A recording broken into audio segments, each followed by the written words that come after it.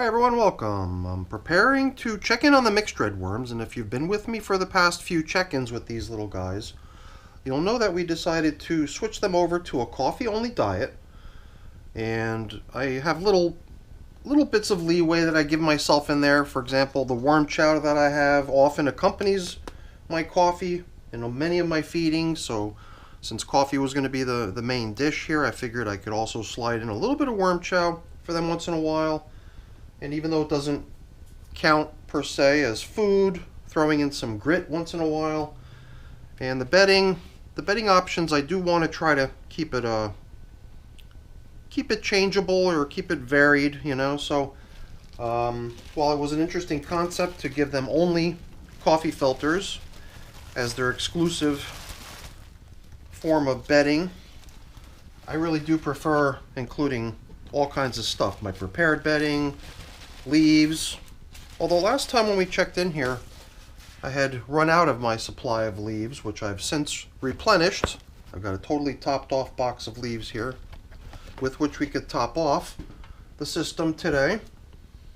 Because last time we still wanted to provide the system with a nice top dressing of dry leaves, but since I was out, we resorted to my collection of very, very fine particle screened collection of leaves, which I use mainly just for preparing my my prepared bedding. There's usually no other real use for that stuff, but it is some really, really fine material, nice fine leafy matter, and I wondered how the worms would take to it by having it resting out here on the surface for them. There's still little pockets of this stuff sitting around here that's not yet been dampened by the system's moisture, and I'm glad to see that the moisture is doing well enough in here to keep a nice healthy population of springtails content. Because one sign that you might have a bit more moisture than you need is sometimes the presence of certain, or not even so much the presence, because I would think from a presence perspective they're probably almost always around in some numbers. It's really just when they kind of have a bloom, so to speak. So there's usually not much to see in these feedings in terms of checking for leftovers because, well, coffee. Unless we had some sort of really interesting bedding material that we wanted to check the progress of. It is kind of nice to come into these feeding zones and just see worms all over the place.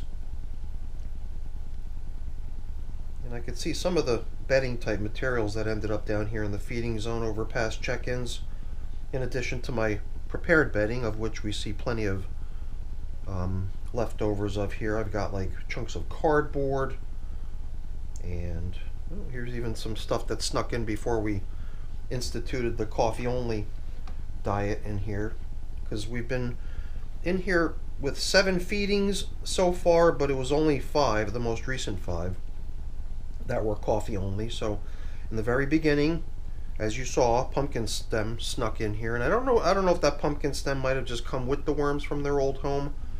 But then another fairly slow composting material that we gave these systems was corn cobs, to be more specific, because there is a system where I had corn on the cob where it was more than just the cob. I had the actual corn was still on there. And when you throw that into a worm bin, forget about it. They go crazy. So here, I found the other corn cob. I was going back and forth through the feeding zone trying to find that thing. I think we started these systems with 3 corn cobs, or at least, you know, whenever it was that we fed the corn cob, 3 went into each system, I think. And then pretty soon after, perhaps the first 1 or 2 feedings, we already found that the corn cob had become so fragile and worn by being here in the worm bins that I was able to just crush it into little itsy bitsy pieces. And I think I even told myself I'm not going to go down that road of always trying to preserve the corn cobs into the future. Instead, I think we talked about helping these things along a little bit, perhaps crushing them up a bit here and there, just so eventually we don't see leftovers of corn cob anymore. Guess we'll have that one other system where we fed the corn on the cob, where they just go crazy for popping those kernels off and feasting on them. And in those systems, or maybe it's just a single system offhand, I'm not even remembering the details of which system it is that I added that corn cob to, but it might not be a pair of systems in that case. In that case, it might just be a single bin. But in most cases, I'm running bins doubled up this way. Brother bins, sister bins, buddy bins, so to speak. So I was kind of taking inventory, a kind of loosey-goosey, simple inventory on my head to say, all right, pumpkin stem, corn cobs, leftover bedding type materials, gathered together. The only thing I didn't really encounter so far, which is probably in here as well, but we're not going to go crazy trying to track it down, is the highly likely food item that was probably placed in here, which was probably another piece of this mango seed husk. But then again, who knows? Maybe only that system over there got the mango seed, and the other half is over there. It really makes no difference. So, since coffee is the only food these little guys get, I do find it to be very, very critical to make sure that we supplement the system's moisture content by being generous on spraying the system down with water. And you know what? I'm going to bring back one of the corn cobs, but guess what? I think it's time to help one of them. But you know what? Let's do it in a way that we get to see what's brewing inside of one of these things, should you happen to peek inside. And not surprising, we got ourselves a few little wormies enjoying the corn cob. And I do believe that by breaking a corn cob up into little itsy bitsy pieces, it drastically speeds along the pace at which it breaks down. Otherwise, you're just going to wait and wait and wait for corn cobs to break down, that's for sure. Alright, well, let's make sure we give the same treatment to one of the corn cobs over in bin number 1 too, because I like keeping things pretty consistent when I've got these paired up bins.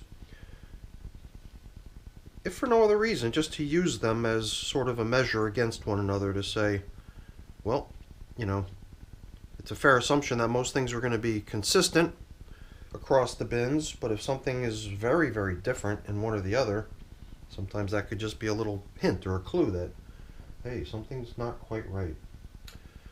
Let me think here. Usually what I like to do is come in with a foundational base, so to speak, onto which our feeding can be applied. And here I think it's even more important than other places, because I do want to also make sure that our bedding is such that it's going to grab onto and hold a good bit of moisture. Somehow to me it seems like the dry leaves are not the best thing for that.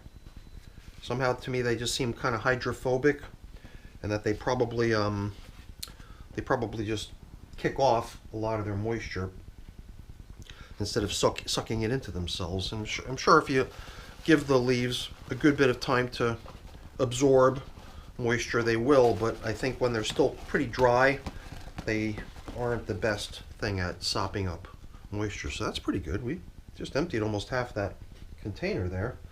And I didn't want to stop there. I thought we would do a little bit of kind of layering. And where did we, they're over here. Since we got replacement coffee filters, of which I have many, we can give them a nice new replacement feeding zone indicator when we're done. But that means the old one that we've been using up until now to serve that purpose can be elevated in stature by becoming part of the feeding zone instead of just resting out on the top surface. And then we can come in with a little bit more coffee here. And what I sprinkled in over there was crushed eggshell. Give the worms a little treat of grit. And you know, that first application of coffee didn't include any worm chow, but this one right here will. And I'm very tempted now to come in with just one more coffee filter, since I have such a nice large collection of them sitting here.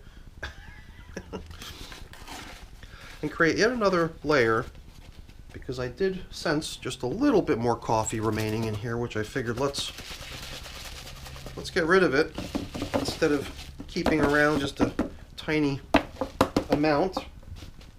And now I feel like we've given them about maybe 5 or 6 days worth of coffee, maybe 7, I forget. I was curious to see how many, how many of these days worth of coffees would fit into this carton here, and I had a whole bunch of them, so I started emptying them in. I believe it was somewhere in the neighborhood of about 5 or 6 days worth of coffee fit into that carton. So I pumped up my water bottle, and when I do that and put a whole bunch of pressure down into the bottle, the water comes out of the thing like mad. It's just flowing so fast here. One of these days I should bring down a measuring cup just to see how much this thing dispenses in about 5 or 10 seconds when it's this highly pressurized. Because I do believe that the good thing about putting all these paper products in is that they are going to hang on to that moisture and help keep that feeding zone a place where the worms are going to want to come on in and do their work for us, breaking the stuff that's in there down for us. And now we go out to the outer edges where there's still a little remnant of that leafy matter that we left for them out here on the surface, which we're going to blend in now since we've got more of that to go around too. So it's always kind of nice taking that well-seasoned coffee filter that had been the feeding zone indicator and including it in the feeding, knowing that the worms are probably going to be able to make good use of it almost immediately. Kind of nice also taking those top dressing leaves that sat out on the surface, kind of just looking pretty there for us over the past 12 days. Now we're actually blending it down into the bed there too, presumably coming in as a nice welcome substance. And guess what I just found? It was all the way out here on the edge, this mango seed husk. We'll just pop it down there in the feeding zone with the rest of the stuff. So yeah, like I said, I try to be consistent, so if you find something in one of my buddied up bins or paired up bins, it's likely you're gonna find something quite similar in the other. Alright, things look good in here. I really like the appearance of these systems.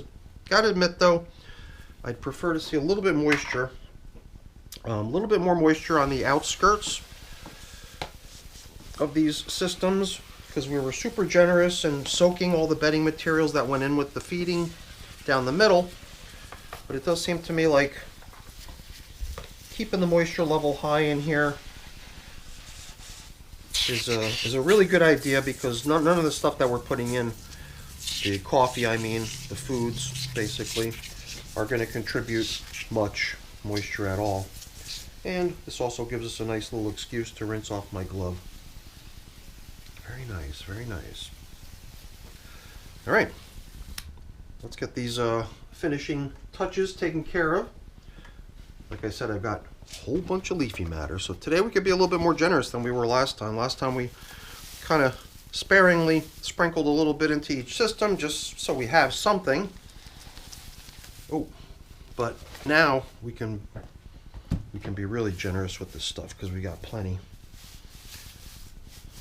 Yeah, and then underneath that bubble wrap plastic top covering, the system's moisture will come up and invariably help soak some of this material out here on the surface. So while it's going in dry, when we get back here next time, we're going to find that it's going to be nice and damp again, kind of the way we found it when we first pulled in here today. And these double sheets of paper are a curious thing for me too. These are the bags in which you buy sugar.